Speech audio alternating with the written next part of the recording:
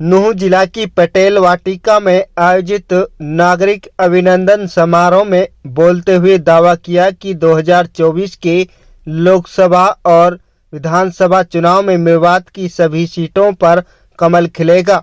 उन्होंने कहा कि मोदी मनोहर सरकार लगातार जनहित में काम कर रही है।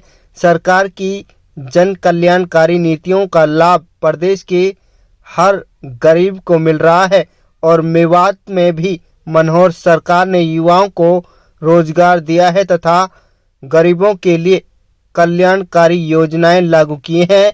इस मौके पर नायब सैनी ने कांग्रेस को भी घेरा। उन्होंने कहा कि कांग्रेस ने कभी नूंह के विकास के बारे में नहीं सोचा, सिर्फ वोट लेकर सत्ता पर काबिज हुई। नागरिक अभिनंदन समारोह से पहले भाजपा कार्यकर्ताओं ने रोड शो निकालकर नायब सैनी का भव्य स्वागत किया। रोड शो के बाद मंच पर पहुंचने पर भाजपा अल्पसंख्यक मोर्चा के राष्ट्रीय उपाध्यक्ष एवं हरियाणा वक्फ बोर्ड के प्रशासक चौधरी जाकिर हुसैन, शहर के सामाजिक धार्मिक संगठनों ने बड़ी फूल मालाओं से भाजपा प्रदेश अध्यक्ष नायब सैनी का भव्य स्वागत किया।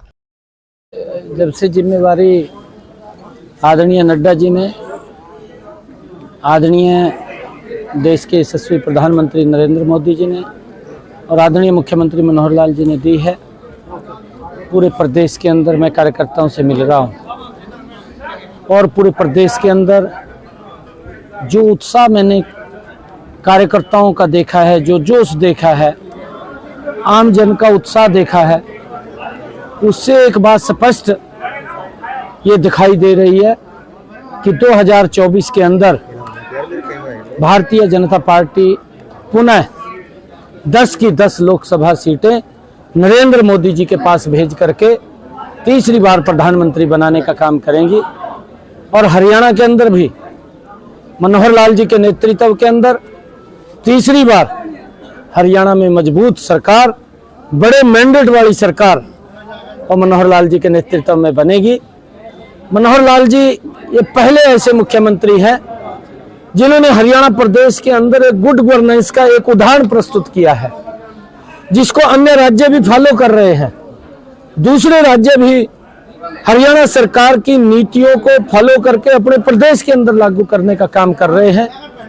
चाहे ट्रांसफर पॉलिसी की बात हो, चाहे युवाओं को बिना पर्ची बिना खर्ची के रोजगार की बात हो, चाहे आयुष्मान कार्ड बना करके लोगों तक लाभ पहुंचाने की बात हो, चाहे बुजुर्गों को सम्मान भत्ता ऑनलाइन करके आदरणीय मुख्यमंत्री जी लगातार उसको बढ़ाने का काम कर रहे हैं। 1 जनवरी से आदरणीय मुख्यमंत्री जी उसको 3000 रुपए सम्मान भत्ता बुजुर्गों को देने का काम कर रहे हैं और लगातार उसको भी ऑनलाइन करने का काम जो मनोहर लाल जी ने किया है, डायरेक्ट लाभ बुजुर्गों को मिल रहा है, किसी की तरफ देखने की जरूरत नहीं है।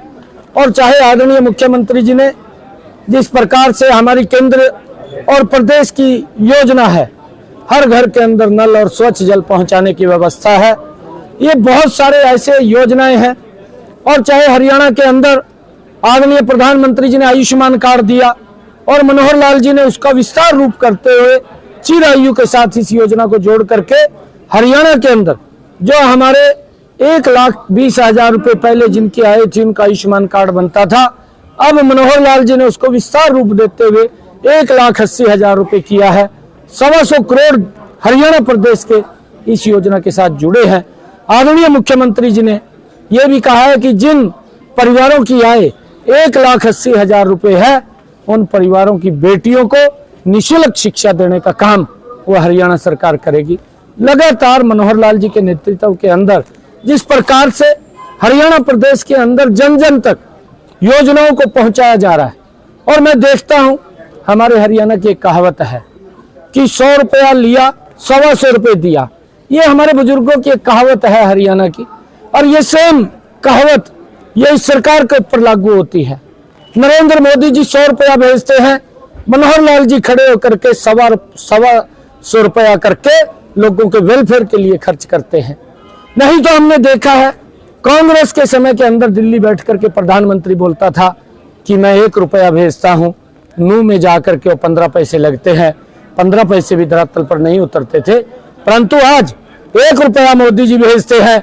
ये डबल इंजन की सरकार मनोहर लाल जी के नेतृत्व के अंदर 1.25 रुपया करके लोगों के विकास के ऊपर, लोगों के वेलफेयर के ऊपर खर्च करने का काम ये मजबूती से मनोहर लाल जी की सरकार कर रही है। और उसका परिणाम है कि आज लोगों की श्रद्धा ये नरेंद्र मोदी जी के प्रति बड़ी है। अभी हम देखते हैं, चाहे राजस्थान के चुनाव है, चाहे मध्य प्रदेश के चुनाव है, चाहे छत्तीसगढ़ के चुनाव है, कांग्रेस एकजुट का सहारा लेकर के एक माहौल को अपने पक्ष में करने का काम करती थी, परंतु देश और प्रदेश की जनता आज नरेंद्र मोदी जी के साथ खड़ी है। और उसका परिणाम यह है कि बड़े मैंडेट से तीनों राज्यों के अंदर भारतीय जनता पार्टी की सरकारें बनी है। देश की जनता ने यह तय कर दिया है, आज दीवार के ऊपर लिख दिया है कि नरेंद्र मोदी जी 2024 के चुनाव के अंदर 400 पार सीटें वो नरेंद्र मोदी जी जीत करके तीसरी बार देश का प्रधानमंत्री बनने का जा रहे हैं। जो उनकी एक सोच है, जो उन्होंने कहा था कि मेरी सरकार गरीब को समर्पित सरकार है, आज पूर्ण रूप से नरेंद्र मोदी की सरकार, मनोहर लाल जी की सरकार गरीब के उत्थान के लिए योजना बना करके समाज की मुख्य धारा में जोड़ने का काम कर रही है। लगातार गरीबों के हित में काम हो रहे हैं, गरीबों के विकास के लिए काम हो रहे हैं। सर 22 तारीख को और देश के लोग नहीं, देखिए, इससे संबंधित नहीं है। यह देश की एक बड़ी समस्या थी।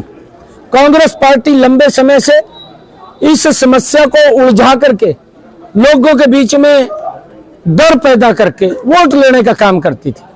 प्रधानमंत्री जी का आपने वक्तव्य सुना होगा।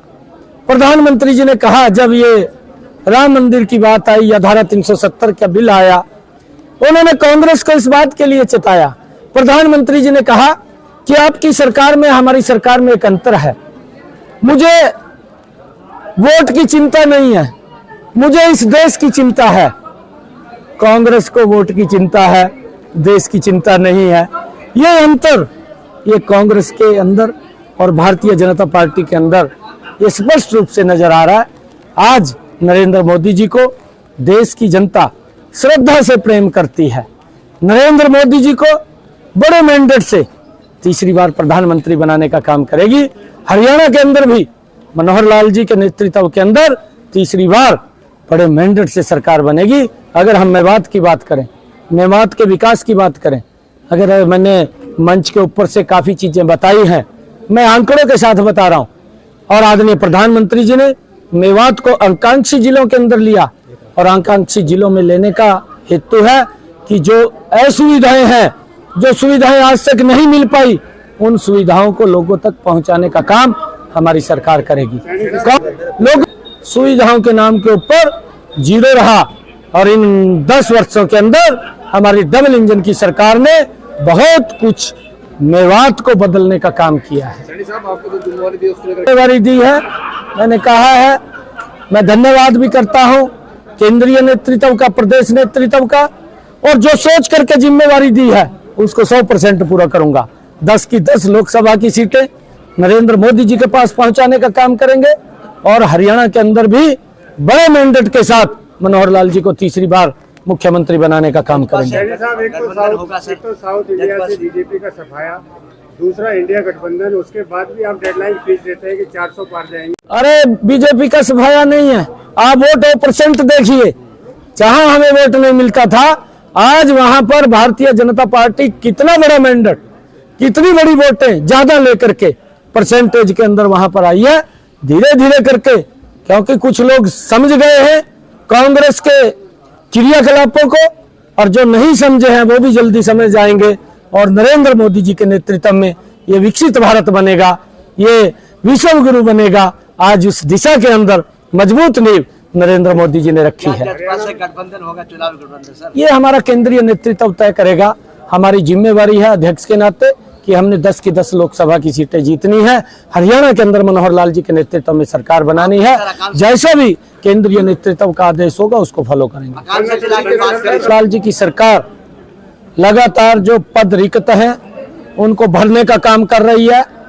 पहले तो जो नौकरियां थी वो परिवार के आधार पर तय होती थी, कैसे नौकरी मिलेगी। बच्चों का विश्वास उठ चुका था सरकारों के ऊपर से, वो गलत रास्ते के ऊपर चले गए थे। परंतु इस सरकार ने युवाओं के अंदर एक विश्वास पैदा किया है और आज धीरे धीरे करके सभी जो रिक्त पद हैं उनको भरने का काम किया जा रहा है। ट्रांसपेरेंसी आधार के ऊपर मनोहर लाल जी ने बिना पर्ची के, बिना खर्ची के रोजगार दिया जा रहा है।